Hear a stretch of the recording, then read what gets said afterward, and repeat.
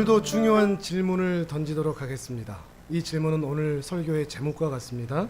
당신은 하나님 앞에서 겸손합니까? 진실로 겸손합니까? 정말로 하나님 앞에서 겸손하게 살아가고 있습니까? 여기서 이 겸손은 우리가 흔히 말하는 윤리적이고 도덕적인, 다른 사람은 높여주고 자신은 낮추는 그런 성품으로서의 겸손을 말하는 게 아닙니다. 사람들과의 관계 이전에 더 본질적으로 하나님 앞에서도 겸손하게 살아가고 있는가 하는 질문입니다. 그리고 참된 신앙, 거룩한 감정을 가진 신자라면 하나님 앞에서 겸손하지 않을 수 없습니다. 하나님을 바르게 아는 사람이라면 그 하나님 앞에서 고개 들고 자랑하고 의시되면서 설 수 없다는 것이죠. 하나님을 알면 알수록 겸손할 수밖에 없는 것입니다. 하나님께 만약 너는 교만하다 이런 평가를 받는다고 하면 그 평가는 우리가 신자가 아니라는 평가가 될 수밖에 없죠. 교만하다 그러면 신자가 아닌 것입니다. 신자일 수가 없는 것이죠. 그러니 이 질문에 대해서 겸양의 미덕으로 저는 교만합니다 라고 대답하면 좀 그렇습니다. 말씀드렸듯이 교만하면 하나님 밖에 있는 거니까요. 근데 또 반대로 저는 또 겸손합니다 라고 말할 수도 없습니다. 왜냐하면 겸손하지를 않으니까요. 뭐라고 대답하기가 참 쉽지 않은 질문이 오늘 질문인 것 같습니다. 그래서 이 질문은 사실 하나님께서 해주셔야 됩니다. 왜냐하면 이 질문에 대한 대답은, 평가는 하나님이 하시는 거죠. 우리 스스로 이 질문에 대해서 평가할 수 있겠습니까? 내가 겸손한지 그렇지 않은지. 내 평가가 중요한 게 아니라 나에 대한, 내 신앙에 대한 하나님의 평가가 중요하다는 것이죠. 여러분 어떻습니까? 이 질문에 대해서 하나님께서 누구누구 겸손한 것 같습니까? 하나님께 여쭤보면 하나님이 뭐라고 그러실까요? 여러분에서 뭐라고 대답하실 것 같습니까? 그 정도는 참 교만해, 안 되겠어, 글러먹었어 이러실까요? 아니면 그 정도는 참 겸손하지 라고 대답을 하실까요? 우리 모두가 다 하나님 앞에서 겸손하고 싶죠. 이 신앙에 있어서의 겸손은 가장 먼저 중요한 것이 하나님을 아는 지식에서부터 시작된다는 것을 기억하셔야 됩니다. 하나님을 알면 알수록 겸손할 수 있습니다. 하나님을 알면 알수록 하나님 앞에 고개를 숙일 수가 있다는 거죠. 오늘 본문을 자세히 보시면 57장 15절에 이렇게 시작을 하죠. 지극히 존귀하며 영원히 거하시며 거룩하다 이름하는 이가 말씀하신다 그러죠. 하나님이라고 얘기하지 않고 그 하나님에 대해서 이렇게 표현하는 거죠. 지극히 존귀하시다, 영원하시다, 거룩하시다. 여러분 이 의미를 알고 계십니까? 단어적으로 말고요. 우리가 신앙생활하면서 거룩하다, 존귀하다, 영원하시다 이 말을 안다는 것을 단어를 아는 것으로 내가 그렇게 믿고 있다고 착각하는 경우들이 많습니다. 단어의 의미를 아는 게 아니라 이것을 경험하여 실제적으로 내 안에 거룩한 감정이 하나님을 향하여 진실로 지극히 존귀하신 분, 하나님은 영원하신 분, 하나님은 거룩하신 분이라고 내 안에 경험되어 나오는 신앙의 고백으로 이렇게 말하고 있느냐 하는 거죠. 그렇게 하고 계십니까? 지극히 존귀하다, 지극히 귀하다. 지극히 존귀하다는 것은 가장 높은 곳이라는 겁니다. 고개를 위로 쳐들어서 아무리 쳐다봐도 보이지 않는 곳에 위치한 on high, 가장 높은 곳에 계신 그런 의미를 가지고 있습니다. 물론 그래서 가장 높은 곳이기 때문에 보이지도 않지만 또한 가장 높은 곳에 계시기 때문에 감히 얼굴을 쳐들 수도 없는, 부복할 수밖에 없는 그 의미가 지극히 존귀하다는 의미죠. 예를 들면 우리나라 역사에는 그런 일들이 많지 않습니까? 임금님 행차시오 라고 얘기하면 사람들은 어떻게 하죠? 그 길가에서 다 엎드리죠. 혹여라도 아이들이 장난으로라도 임금님 얼굴 한번 보려고 쓱 빼밀면 옆에서 부모가 어떻게 합니까? 머리를 치고 고개를 숙이게 만들죠. 왜요? 임금님이 지극히 존귀한 분이기 때문에 함부로 할 수 없기 때문입니다. 그 앞에서 장난치거나 소리치거나 자기 마음대로 행할 수 있지 않습니다. 왜요? 지극히 존귀하니까요. 지극히 존귀하다는 것은 그 존귀함을 알기 때문에 내가 어떻게 그분을 대하느냐라는 내 마음의 자세하고도 연결되는 것이죠. 여러분은 정말로 지극히 존귀하신 분, 그 하나님을 알고 계십니까? 그리고 그렇게 대하고 계십니까? 그 마음의 자세를 가지고 계십니까? 또 영원하다 그러죠. 영원히 거하신다. 지극히 존귀한 것은 그렇게 상상이라도 해보겠는데 영원하다는 것은 상상도 안 됩니다. 왜냐하면 영원하다는 의미는 이 시간이 길다가 아니거든요. 과거와 현재, 미래를 합한 것이 영원이 아닙니다. 성경에서 말하는 영원은 시간 밖입니다. 우리는 시간 안에 있죠. 그러니까 시간 밖이 대체 뭔지를 우리는 가늠할 수가 없습니다. 그게 영원입니다. 영원히 거하신다고 그러죠. 존재하신다고 그러죠. 그건 공간이거든요. 영원히 거하신다, 그것은 시간 밖에, 공간 밖에 영원히 계시는 분이라는 의미입니다. 그래서 우리는 가늠할 수가 없습니다. 공간 밖에 있다는 것이 어떤 의미일까? 우주 밖이라는 의미가 대체 뭔지를 우리는 가늠할 수가 없는 거죠. 과거와 현재와 미래, 우리는 시간 안에 그 모든 시간들을 하나님께서는 한눈으로 보시기 때문에 하나님에게는 과거와 현재가 미래가 없거든요. 하나님에게는 늘 현재다, 이것도 많지가 않거든요. 그 밖에서 계시니까요. 그런데 우리는 현재라는 이 점 같은 이 점에 살고 있으니 하나님 눈으로 우리를 볼 때 티끌도 이런 티끌이 없죠. 티끌만도 못한 시간 안에, 공간 안에 우리가 존재하고 있죠. 그 차이를 아시겠습니까? 영원하신 하나님과 유한한 우리를 이해하시겠습니까? 또 거룩하다 그러죠. 거룩하다, 이름하는 이 거룩의 이름을 가지신 이.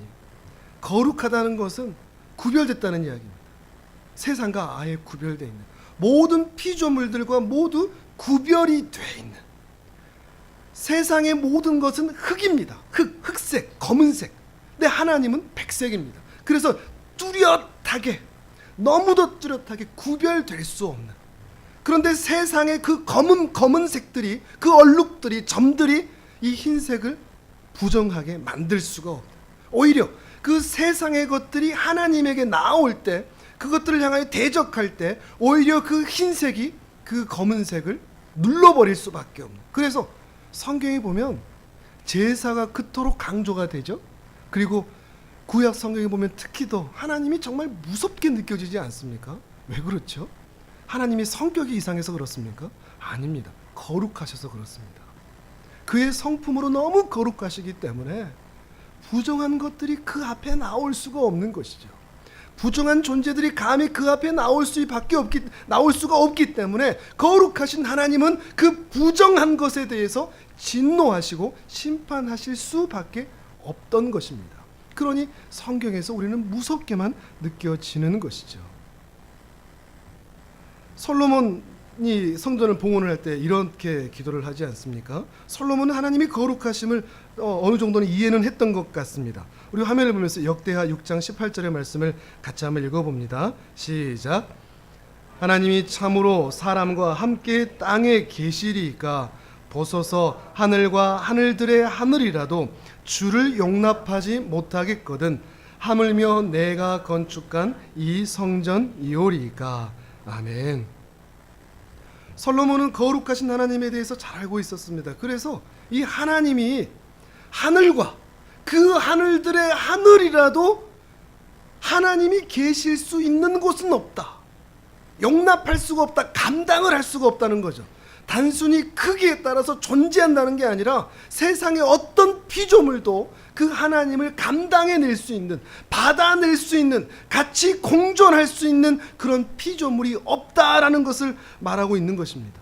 그런데 그 하나님께서 그 검은색 안으로 기어 들어오셔서 사람이 지은 이 성전 안으로 들어오시겠다고요?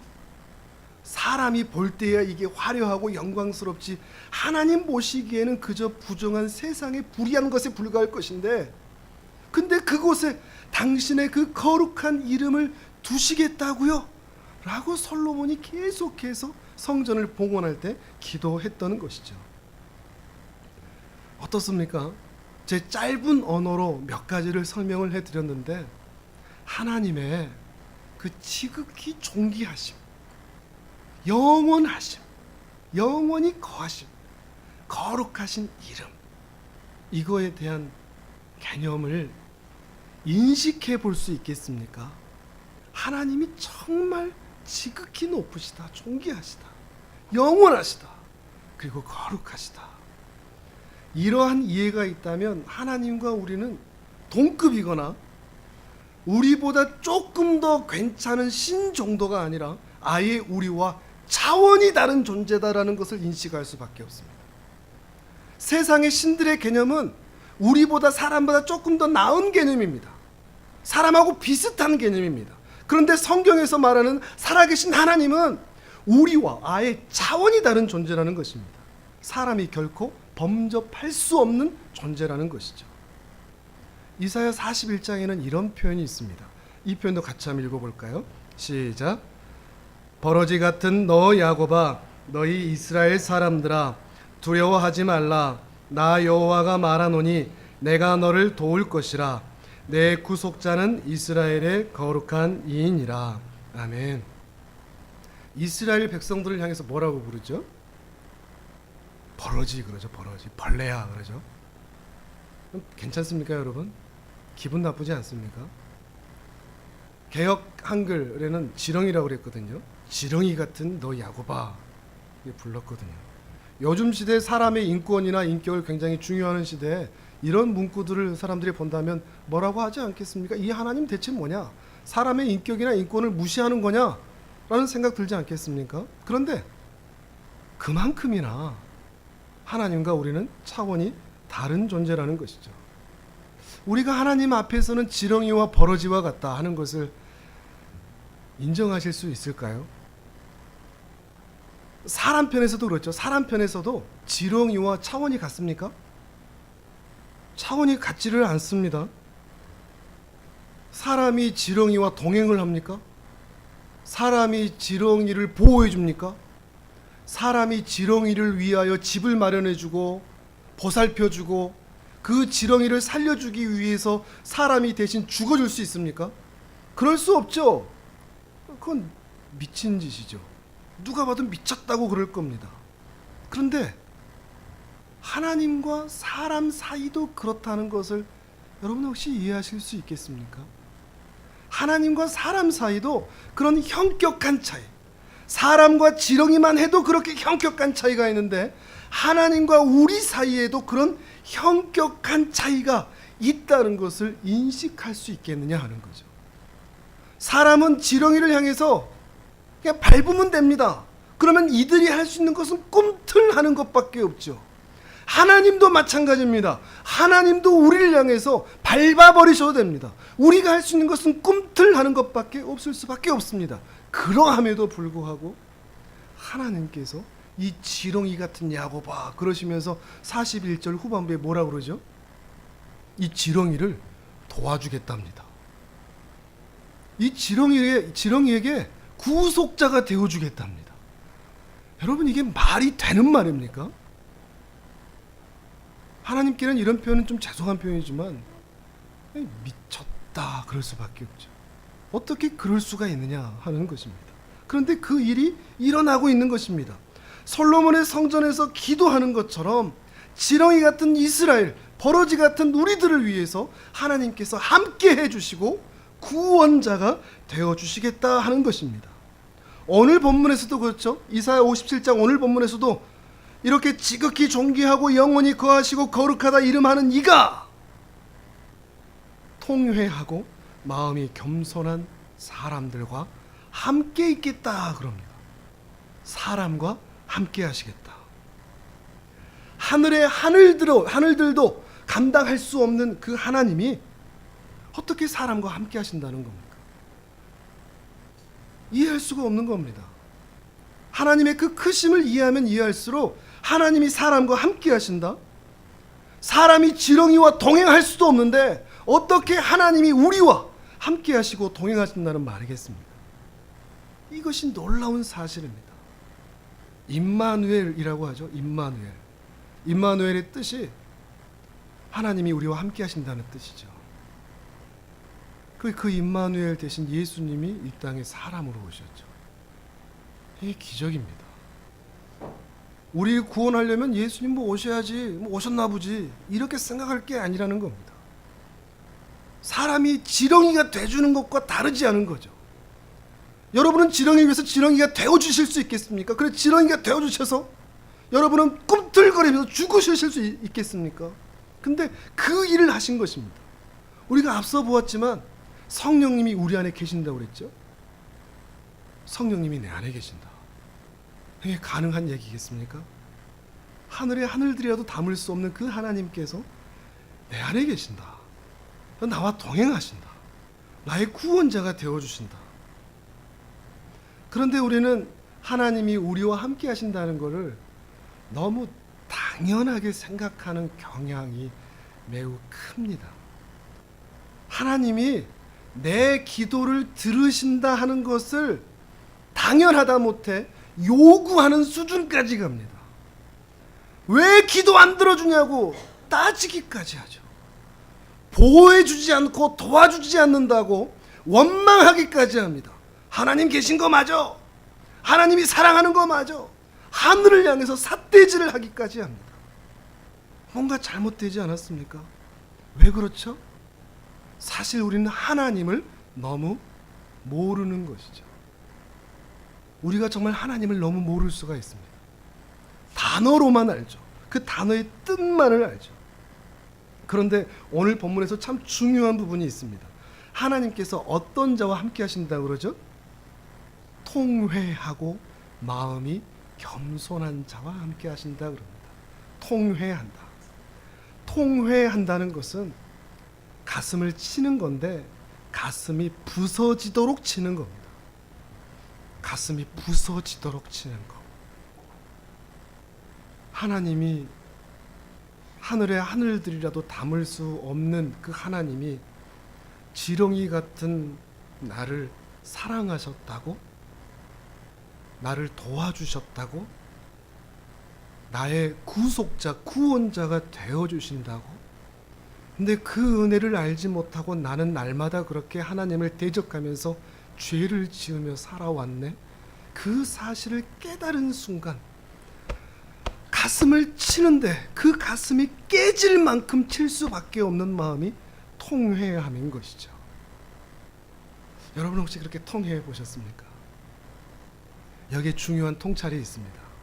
누가 그렇게 통회하며 겸손하며 애통할 수 있는가?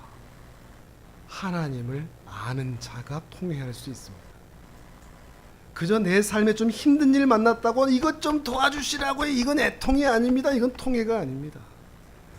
거룩하신 하나님, 지극히 높으신 하나님, 그 영원하신 하나님, 그 영광의 하나님을 배웁고 나서 그 지렁이 같은 버러지 같은 나를 발견했을 때 그 하나님 앞에서 그 은혜에 감사하고 그 은혜가 너무나 커서 가슴을 칠 수밖에 없는 것. 이것이 바로 통회라는 것입니다. 그리고 바로 거기에서 하나님 앞에서의 겸손이 시작되는 것이죠. 이걸 통과하지 않는다면 겸손하단 말할 수 없습니다. 그냥 성품적으로 자신을 조금 낮추는 것을 향해서 겸손이라고 말하지 않으니까요. 그 존귀하신 하나님, 지극히 높으신 하나님, 거룩하신 하나님, 영원하신 하나님 앞에서 자신의 버러지 같은 연약함을 깨달을 때 우리는 진실로 겸손할 수 있게 된다는 것입니다. 그러니 당신은 하나님 앞에서 겸손합니까? 정말로 겸손합니까? 이 질문에 대해서 그렇게 대답하면 안 되는 줄 알면서도 우리는 그렇게 대답할 수밖에 없습니다. 예, 저는 교만합니다. 예, 저는 겸손하지 않습니다. 그렇게 대답하면 하나님 밖에 있는 것이라는 것을 알면서도 우리는 그렇게 그렇게 할 수밖에 없다는 것이죠. 그리고 그렇게 대답하는 사람이 어쩌면 더 하나님 앞에 진실한 사람일 수 있다는 것입니다. 자기 위치를 아는 것이니까요. 하나님을 진실로 아는 사람은 드디어 자신의 위치를 알게 됩니다. 그 현격한 차이를 알면서 말이죠. 그 위치를 알면 이제 더 이상 자신을 높일 수가 없습니다. 아무리 나를 높이려고 해도 높아지지 않는다는 것을 압니다. 아무리 신비한 체험을 했든지, 천국을 몇 번을 갔든, 지옥을 몇 번을 갔든, 교회를 수십 개를 세웠든, 전도를 수천 명을 했든, 하나님 앞에 자랑할 것이 결코 아니라는 것을 자신은 분명히 압니다. 아무리 깨끗한 이성을 가지고, 탁월한 지성을 가지고, 아무리 의로운 거룩한 삶을 살았다고 할지라도 자신은 흙으로부터 시작해서 흙으로 돌아갈 존재라는 것을 잊을 수가 없습니다. 그러니 하나님 앞에서 자랑할 수가 없습니다. 교만할 수가 없습니다. 이렇게 하나님을 아는 지식은 반드시 자기 자신을 아는 지식으로 이어지게 되어 있다는 것이죠. 그런데 우리는 어떻죠? 사람은 아주 교만합니다. 아주 어린아이 때부터 그럴 때 있지 않습니까? 어린아이들, 누가 오줌을 멀리 쏘나, 누가 껌을 멀리 뱉나, 누가 맨눈으로 태양을 오래 보나, 하여튼 별의 별것을 가지고 교만의 재료로 삼아서 어떻게 됐든 다른 사람들보다 잘났고 괜찮고 우월하다는 것을 증명하기 위해서 살지 않습니까? 내가 저 사람들보다 더 나아라는 것을 보이기 위해서는 어린은 얼마나 자랑합니까? 자식을 자랑해야 내가 올라가고, 재산을 자랑해야 내가 올라가고, 내 신앙의 업적들을 말해야 내 인격과 인품과 신앙이 드러나는 것 때문에 우리는 얼마나 우리에 대해서 높입니까? 사실만 자랑하면 차라리 낫죠. 얼마나 많은 순간 과대 포장하기까지 합니까? 거짓까지 섞기까지 합니까? 그만큼 우리는 자랑하고 싶어 합니다. 포장하고 싶어 합니다. 교만하는 것이죠. 그러니 하나님 앞에서 정말 웃긴 인간 안 되려면 진실로 겸손하기 위해서 중요한 습관들을 만들 필요가 있습니다. 내가 지금까지 해온 거 다 잊어버리는 겁니다. 내가 지금까지 잘한 거 그냥 다 잊어버리는 겁니다. 마태복음 25장에 보면 천국 비유가, 천국에 대한 그 재림장이 나오죠. 거기에서 양과 염소의 비유가 있지 않습니까? 예수님께서 오른편에 서 있는 의인들에게 이런 말씀을 하십니다. 너희가 나 배고플 때 너희가 먹을 거 줬지, 내가 목마를 때 너희가 마실 거 줬지, 나 옷 없을 때 너희가 옷 입혀줬지, 내가 병들었을 때 너희가 병수 바래줬지, 내가 감옥에 있을 때 너희가 찾아와 줬지, 고마워. 그러니까 본문에 보이시죠? 오른편에 있는 의인들이 뭐라고 대답합니까? 주여 우리가 어느 때라고 그러죠. 쉽게 얘기하면 눈 껌뻑껌뻑 거리면서 언제요? 저 그런 적 없는데요. 우리한테 이런 선택적 부분적 기억 상실증이 있으면 좋겠습니다. 잘한 거는 잊어버리는. 언제요? 제가 언제 그런 걸 했는데요. 그걸 자랑거리로 삼는 것이 아니라 말이죠. 믿음의 조상이라는 아브라함이 있죠. 이 아브라함이 하나님께 기도할 때 어떻게 기도한 줄 아십니까? 창세기 18장 27절 우리 같이 한번 읽어볼까요? 시작. 아브라함이 대답하여 이르되 나는 티끌이나 재와 같사오니 감히 주께 아뢰나이다. 아멘. 나는 티끌이나 재와 같사오나. 이제 하나님께서 소돔과 고모라 땅을 멸망하시기 위해서 아브라함에게 미리 말씀하신 장면이 있지 않습니까? 그 장면에서 마치 하나님께서 아브라함에게 허락받고 보이는 것처럼 보일 수 있거든요. 만약에 여러분이 야 내가 말이야 이 광주 땅 내가 다 쓸어버릴란다. 이 광주 땅이 지금 광주 땅은 좀 그런가요? 하여튼 좀 안 좋은 땅, 이상한 땅, 그런 땅, 죄악으로 가득한 땅이 있다 그러면 내가 거기는 내가 싹 쓸어버릴란다. 그것을 하나님께서 여러분에게 와서 말씀한다면 여러분 뭐라고 얘기하시겠습니까? 아 그렇죠. 거기 그냥 쓸어버리십시오. 마치 내가 그 허락하는 것처럼 그렇게 얘기할 수 있지 않겠습니까? 아브라함에게 그런 권세를 하나님께 주셨습니다. 근데 아브라함은 예 주님 그렇게 하십시오 하지 않았습니다. 티끌이나 재와 같사오나 제가 주께 한 말씀만 드리겠습니다. 우리가 기도할 때마다 이랬으면 좋겠습니다. 우리가 기도할 때마다 하나님 앞에서 얼마나 건방질 때가 많습니까? 이것도 좀 주고 저것도 좀 주고 이것도 좀 해결해 주고 저것도 좀 해결해 주고 좀 주시라니까요. 안 주면 금식하고 안 주면 떼쓰고 소리치고 하는 기도가 우리가 얼마나 많습니까? 근데 기도할 때마다 티와 재화가 싸우나 주님, 제가 주 앞에서 한 말씀만 더 드리겠습니다. 이런 마음으로 기도할 수 있으면 좋겠습니다. 기도 좀 많이 했다고 의시되지 않았으면 좋겠습니다. 자랑하지 않았으면 좋겠습니다. 사도 바울도 볼까요? 사도 바울은 자신의 사역을 대단하게 여기지를 않았습니다. 고린도전 3장 5절 6절을 보면 아볼로는 무엇이며 바울은 무엇이냐, 그들은 주께서 각각 주신 대로 너희로 하여금 믿게 한 사역자들일 뿐이다. 나는 심기만 했다. 아볼로는 물만 주었다. 근데 자라나게 하시는 이는 하나님이셨다. 우리 같으면 어떨까요? 저 교회 내가 세웠지. 내가 몇 개월을 세웠게. 내가 지금까지 신앙의 업적들이 얼마나 많게. 내가 헌금을 얼마나 했게. 내가 기도를 얼마나 했게. 얼마나 자랑합니까? 근데 바울은 얘기합니다. 나는 물만 줬어, 물만. 난 심기만 했어. 옆에 있는 아볼로를 깎아내리지도 않습니다. 아볼로도 제 역할을 했어. 근데 나에게 시선을 향하지 말고 하나님 봐. 하나님이 하셨잖아. 우리가 얼마나 많은 순간 뭔가 조금 해놓고 내게 시선을 향하게 하고 싶어서, 내가 자랑받고 싶어서 동네방네 나팔을 불고 떠들 때가 많습니다. 뭔가 좀 하는 사람들이 더 조심해야 할 것이 거기에 있습니다. 우리 교회도 마찬가지고 하늘창고 사역도 마찬가지죠. 우리가 정말 조심해야 될 부분들일 것입니다. 하나님께 그 모든 관심을 향하게 해야 됩니다. 오직 하나님의 은혜라는 것을 자랑해야 되는 거죠. 사도 바울이 또 이런 놀라운 체험을 할 때 또 그 체험을 대단하게 여기지 않은 것도 있습니다. 고린도 후서 말씀, 이것은 같이 한번 읽어볼까요? 고린도서 12장 1절에서 5절까지를 우리 같이 읽어봅니다. 시작. 무익하나마 내가 부득불 자랑하노니 주의 환상과 계시를 말하리라.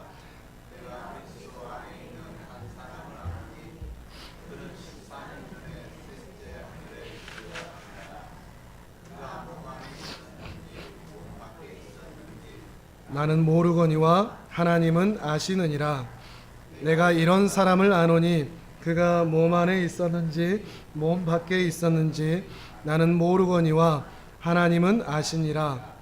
그가 낙원으로 이끌려 가서 말로 표현할 수 없는 말을 들었으니 사람은 가히 이르지 못할 말이로다.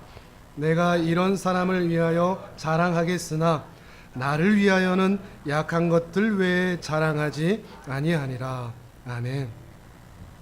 이거 지금 사도 바울 얘기거든요. 근데 글을 읽어보면 자기 얘기하는 것 같습니까? 다른 사람 이야기하는 것 같습니까? 다른 사람 이야기하는 것 같죠? 굉장히 조심하는 거죠. 나한테 그런 경험이 있어. 근데 나 이거 자랑하지 않아. 그 뒤에 나오는 자기의 가시를 자랑하거든요. 수많은 거짓 사도들이 자기들이 신비한 체험했다고 그 신비한 체험을 막 자랑하는 겁니다. 그러니까 사도 바울이 나도 그런 신비한 체험 나는 했어. 나는 하늘에 위에 하늘을 봤어. 근데 나 그거 자랑하지 않아. 내가 그걸로 나의 사도됨을 증명하지 않아.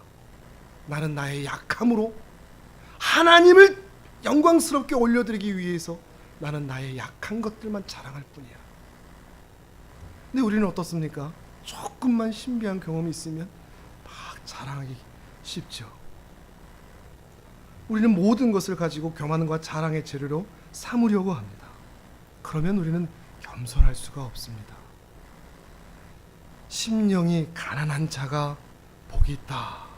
주님께서 그러셨습니다. 성령 하나님의 은혜로 말미암아 우리 마음에 지극히 높으신 영원히 거하시는 거룩하다 이름하시는 그 하나님께서 우리 안에 계셔 주십니다. 그리고 그 하나님께서 우리의 마음을 겸손하게 낮추어 주십니다. 그 하나님 앞에 서게 하여 주십니다. 그것이 복입니다. 하나님을 알고 하나님 앞에 우리의 마음이 낮아지는 것이 복이라고 주께서 산상수훈에서 팔복 중에 첫 번째를 이렇게 말씀하시는 거죠. 마태복음 5장 3절을 같이 읽습니다. 시작. 심령이 가난한 자는 복이 있나니 천국이 그들의 것임이요. 아멘. 복의 첫 번째, 그건 심령이 가난한 거다.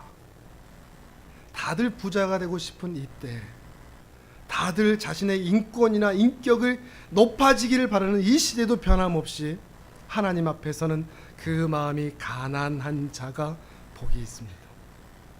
주님 앞에 나는 아무것도 아닙니다. 자랑할 게 없고 된 것도 없고 이룬 것도 한 것도 나는 없습니다. 주님의 은혜 아니면 난 아무것도 아닙니다. 이사야 57장의 말씀처럼 마음이 겸손한 자가 바로 이러한 자이겠죠. 주께서 이어서 두 번째 복을 이렇게 말씀하시죠. 5장 4절도 같이 읽습니다. 시작. 애통하는 자는 복이 있나니 그들이 위로를 받을 것임이요. 아멘. 복이 있는 자는 애통합니다. 이사야 57장에서 뭐라고 표현했죠? 통회한다고 그랬죠. 이게 복입니다. 그 지극히 존귀하신 하나님 앞에서 나를 발견하고 버러지 같은, 벌레 같은, 티끌 같은, 재 같은 나를 발견하고 그 은혜가 황송하고 감사해서 가슴이 깨지도록 칠 수밖에 없는 그 마음이 통회하는 마음이요. 그 마음을 가질 때 복이 있는 인생이라 말하는 것입니다. 신자는 가난한 마음, 애통하는 마음을 가질 수밖에 없습니다. 신자인데 그 마음이 가난하지 않거나 신자인데 그 마음이 통회한 적이 없다면 그는 아예 처음부터 신자가 아니었다는 것입니다. 가난하고 애통하는 그 은혜와 복이 있기를 바랍니다. 이와 같은 마음을 보여주는 한 예를 소개하고자 합니다. 우리 마태복음 15장 말씀을 같이 한번 보시죠. 한번 찾아보겠습니다. 화면에 나오지 않으니까 한번 찾아보실까요? 마태복음 15장. 우리가 마태복음 배우고 있죠? 자, 우산 기억하십니까? 우산살. 우산 제일 위에 꼭대기 거기가 몇 장이라고 그랬습니까? 16장. 16장이 뭐였죠? 신앙 고백. 그 위에가 뭐였죠? 17장. 변화산이었죠. 그리고 그 우산살 왼쪽에 15장이 있죠. 거기는 두로와 시돈이라고 그랬죠. 두로와 시돈 지역에 있었던 가나안 여인 만나는 이야기입니다. 마태복음 15장 21절에 보면 예수께서 거기서 두로와 시돈 지방으로 들어가셨다고 그러죠. 가나안 여자가 하나 소리치면서 나옵니다. 그러면서 이렇게 얘기하죠. 주 다윗의 자손이여 나를 불쌍히 여기소서, 내 딸이 흉악하게 귀신 들렸습니다 라고 소리치면서 주 앞으로 나옵니다. 근데 이 여인이 뭐라고 부르죠? 다윗의 자손이여 라고 부릅니다. 근데 이 고백이 기가 막힌 고백입니다. 예수님을 향해서 다윗의 자손이라고 부르는 이 고백은 유대인들도 많이 하지 못했던 고백입니다. 몇 사람 되지 않습니다. 그런데 가나안 족속의 한 여인, 그 부패한 가나안 족속의 한 여인이 예수님을 향해서 당신이 바로 그 다윗의 자손이요, 여자의 후손이요, 메시아요 라고 말하고 있는 것이죠. 하나님에 대한 바른 지식이죠. 오늘 함께 말씀 나누었듯이 신에 대한 바른 지식, 하나님에 대한 지식, 예수님이 누구신지 하는 것을 바르게 알고 있죠. 그런데 예수님께서 이 여인을 무시해버립니다. 23절에 한 말씀도 대답하지 아니하신다. 버러지가, 벌레가, 티끌이, 재가 와서 말 걸듯이 무시해버리십니다. 예수님은 이러신 적이 한 번도 없습니다, 성경에서. 근데 너무 이상하게 무시하고 있습니다. 제자들이 와서 예수님 쫓아내든지 하십시오, 돌려보내든지 하십시오, 어떻게 좀 하십시오, 너무 시끄럽습니다, 이렇게 할 정도입니다. 그런데 그 제자들에게 예수님께서 이렇게 얘기하시죠. 24절에 보면 나는 이스라엘 집에 잃어버린 양 외에는 다른 데로 보내심을 받지 아니하였다. 나는 이스라엘의 내 자녀들만 구원하겠다. 가나안 족속? 가나안이 누구죠? 함의 아들이지 않습니까? 셈과 함과 야벳. 가나안의 아비 함. 가나안 족속을 진멸하기를 원하셨던, 그곳에 하나님 나라를 세우기를 원하셨던 아브라함의 약속, 그것을 생각한다고 하면 가나안 여인이라고 얘기하는 이 이야기는 태생적으로 부정한, 부패한, 죄 가운데 살아가는 한 여인이라는 것을 분명히 말하고 있는 것이죠. 태생적으로 부정한 자이며 태생적으로 하나님 나라와는 거리가 먼 자라는 것을 말하고 있는 것입니다. 정말 벌레죠. 정말 지렁이 같은 존재라는 것입니다. 무시하고 있는 것입니다. 그럼에도 불구하고 이 여인이 물러나질 않습니다. 25절을 같이 한번 읽어볼까요? 25절, 15장 25절 시작. 여자가 와서 예수께 절하며 이르되 주여 저를 도우소서. 아멘. 두 번이나 무시를 당했습니다. 버러지 취급을 당했습니다. 근데도 이 여인은 말합니다. 주여 저를 도우소서. 이 정도면 주님께서 은혜를 베풀어 주셔야 되는데 또 무시하십니다. 26절도 같이 읽어봅니다. 시작. 대답하여 이르시되 자녀의 떡을 취하여 개들에게 던짐이 마땅하지 아니하니라. 아멘. 이제 무슨 취급하는 겁니까? 개 취급하는 거죠. 하나님 나라의 백성, 그 백성들 가운데 사는 하나의 개 정도로만 여기는 것입니다. 하나님 나라의 복된 은혜는 하나님 나라의 자손들에게 주는 것이지, 아브라함의 믿음의 자손들에게 주는 것이지, 저주받은 가나안 족속들에게 허용된 것이 아니야 라고 말씀하고 계시는 것이죠.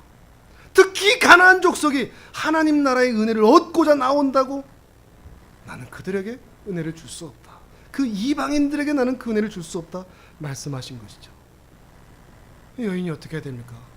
요즘 시대 같아도 에이 퇴 너밖에 없냐, 딴 데 가버리겠죠. 이 여인이 어떻게 하죠? 27절도 읽어봅니다. 시작. 여자가 이르되 주여 옳소이다마는 개들도 제 주인의 상에서 떨어지는 부스러기를 먹나이다 하니. 아멘. 얼핏 모성의 이야기, 귀신 들린 내 딸을 구원하기 위해서 개 취급받아도 내 딸만은 살리겠다라는 그런 모성의 이야기로 볼 수가 있습니다. 그러나 모성의 이야기가 아니죠. 이 이야기는 믿음의 이야기입니다. 왜냐하면 바로 이어서 예수님께서 뭐라고 평가하시죠? 네 믿음이 크도다. 믿음이 있다 정도가 아니라 크다 그럽니다. 가나안 여인에게. 그럼 믿음이 있다는 게 뭐겠습니까? 처음에 말씀드렸죠. 이 여인이 예수님 향해서 뭐라고 불렀다고요? 다윗의 자손 예수요. 이건 메시아를 그 예수라고 보는 것이기 때문에 그 시대의 모든 유대인들마저 등 돌리게 만드는, 적삼는 그런 일입니다.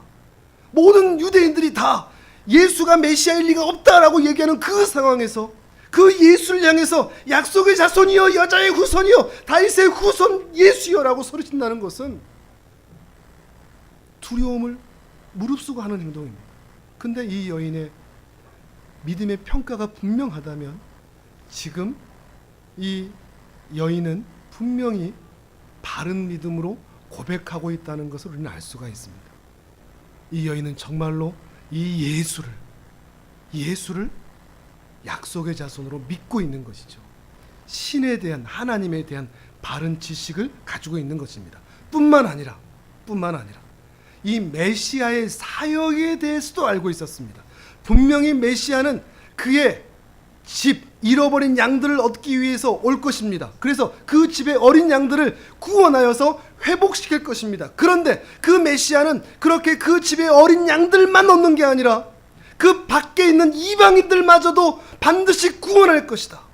그래서 이 여인은 그것을 믿고 은혜의 부스러기, 유대인들에게 떨어지는 그 은혜만이 아니라 그 은혜의 부스러기로 나와 같은 이방인에게도, 나와 같은 버러지에게도, 나와 같은 벌레에게도, 나와 같은 티끌과 저와 같은 나에게도 그 은혜의 부스러기가 얻어지기를 간절히 사모하면서, 애통하면서, 가슴을 치면서 옳소이다마는, 내가 버러지인 게 옳소이다마는 주여 그 은혜의 부스러기라도 주옵소서, 이렇게 기도하고 있는 것입니다. 이것이 은혜이죠. 그리고 이 은혜가 하나님을 알고 자기 자신을 알았던 이 은혜가, 그래서 그 마음이 낮아진 그 은혜가 그를 소생케 하는 것입니다. 그 딸도 낳고 자신도 회복하게 되는 그 복된 은혜가 있었던 것이죠. 오늘 본문도 그렇습니다.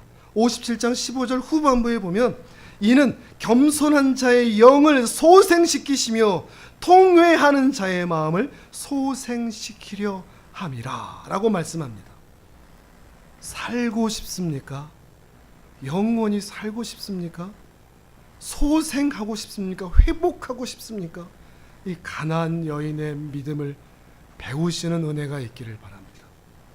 하나님이 어떤 분인지, 그 하나님의 사역이 무엇인지, 그 은혜의 부스러기라도 우리가 받음으로 이 벌레 같은 버러지 같은 나도 살리시는 그 복된 은혜가 어디에서부터 쏟아지는지, 그리고 그 은혜를 통해서 귀신 들림이 해방되고 그 가나안 여인마저도 복된 하나님 나라의 백성이 되었던 것처럼 오늘 우리도 이 말씀을 들은 여러분도 주님, 하나님이 정말 지극히 높다는 것 이제 더 이상 단어로만 아는 게 아니라 이 가슴팍에서 경험하게 도와주십시오.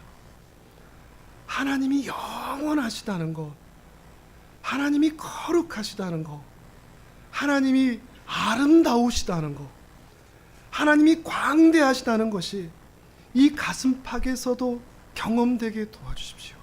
그래서 우리 입술에 주여 올소이다마는 내가 버러지요 벌레요 미련하고 하찮은 존재이다마는 주님 저에게도 그 은혜의 부스러기를 허락해 주십시오 라고 기도할 수 있는 우리의 겸손한 심령들이 될 수 있기를 원합니다.